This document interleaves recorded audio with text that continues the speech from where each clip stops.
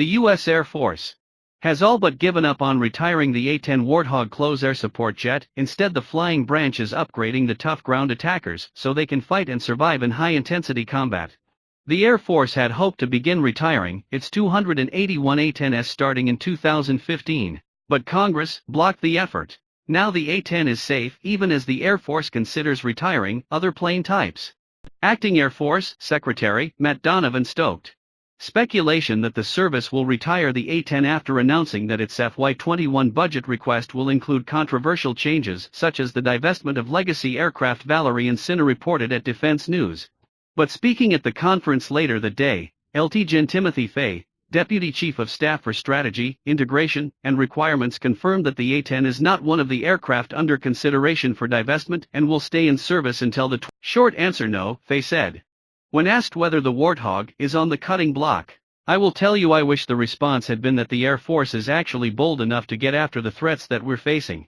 The Air Force acquired the subsonic twin-engine planes in the 1970s and 1980s in order to destroy Soviet tanks. The stubby Warthog with its powerful 30mm cannon proved effective as a close-air support aircraft in Iraq and Afghanistan. Despite its popularity with ground troops, the Air Force wanted to retire the A-10 early in order to free up around $5 billion for other investments. Now that retirement is off the table, the service is moving ahead with a wide range of upgrades meant to keep the Warthog relevant into the 2030s.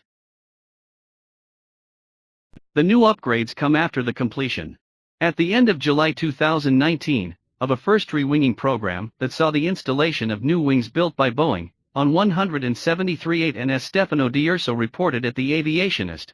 According to the Air Force Materiel Command, the upgraded wings should last for up to 10,000 flight hours without requiring a depot inspection. 1 month later, the U.S. Air Force awarded Boeing a second contract worth up to $999 million that will provide up to 112 new wing assemblies, completing the rewinging of all 281 A-10s currently in inventory.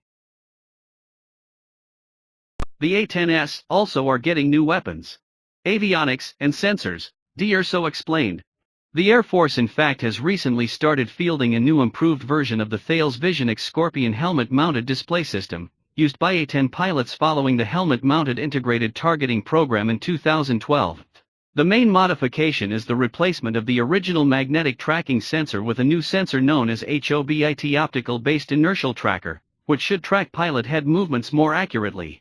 A second major upgrade is the integration of the GBU-39 small-diameter bomb in the A-10s arsenal.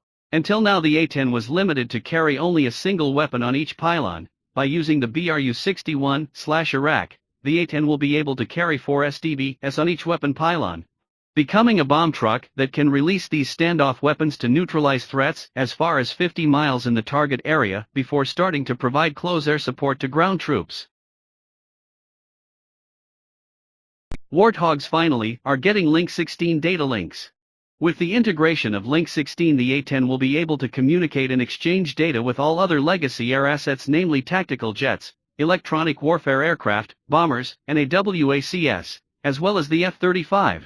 Finally, they're a new radar, a first for the type. The last known upgrade is the integration of a synthetic aperture radar pod to supplement the existing targeting capabilities provided by the Sniper and Lightning targeting pods. While not officially confirmed, the pod in question could be the AN/ASQ-236 Dragon I active electronically scanned array radar pod, already operational on the F-15E Strike Eagle.